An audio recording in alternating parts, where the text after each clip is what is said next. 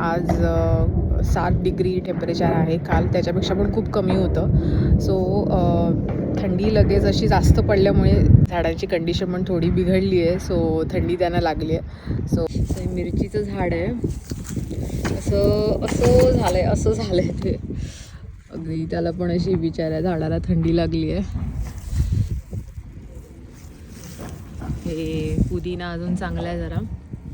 So हे लालमट आहे तो ऑलमोस्ट हे खराबच झाला आहे. आणि इकडे ह्याचं वेल होतं, ह्याचं घोसाळाचं, आणि घोसाळी येत पण होती. आता पूर्ण ते वेल सगळं गेलं आहे. आणि इथे पण ही बनाना पेपरचं झाड आहे, ते पण ऑलमोस्ट गेलं आहे. इथे ही ढोबळी मिरची आहे, आता काढायला पाहिजे. बाकीची इकडची सगळी जी झाडं होती ती ग्रीन हाऊसमध्ये शिफ्ट केली आहेत. सो आणि इथे गोकर्ण आहे, चांगला आहे. अजून थोड्या नवीन फांद्या फुटल्या की त्याच्यावरती फुलं येत आहेत.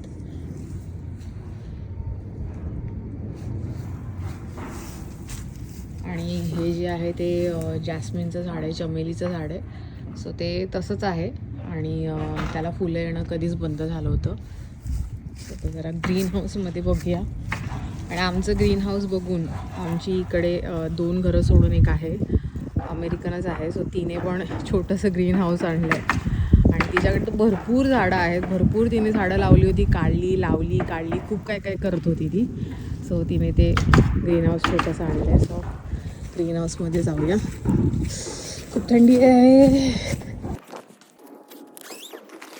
आतमध्ये चांगलं वाटतं, पण आतमध्ये पण थोडंसं हे जास्वंदाचं झाड थोडं काळं पडलं आहे. गुलाबाचं चांगलं आहे अगदी, एक गुलाब पण येतं आहे ह्याला.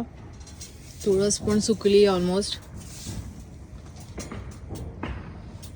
आणि हे सगळे केळ्याची झाडं पण खूप जास्त थंडी आली आणि खूप जास्त काल 2 दिवसामध्ये थंडी होती, त्याच्यामध्ये सगळी गेली आहेत.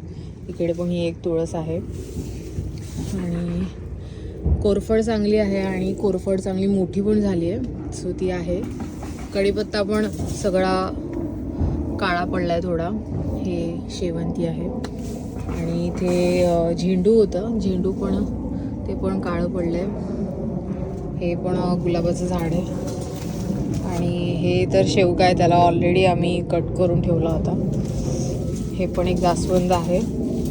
आणि हे जाईचं झाड आहे, हे जरा आहे त्यातल्या त्यात बरं.